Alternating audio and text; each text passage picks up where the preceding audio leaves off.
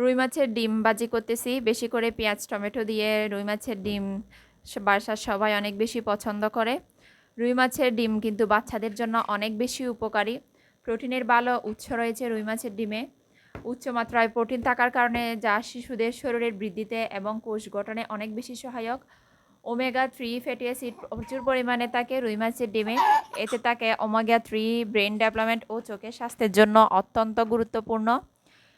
রুই মাছের ডিমে ভিটামিন এ, ডি, বি12 এবং আয়রন, জিঙ্কের মতো মিনারেলস থাকে যা শিশুর ইমিউনি সিস্টেম শক্তিশালী করে।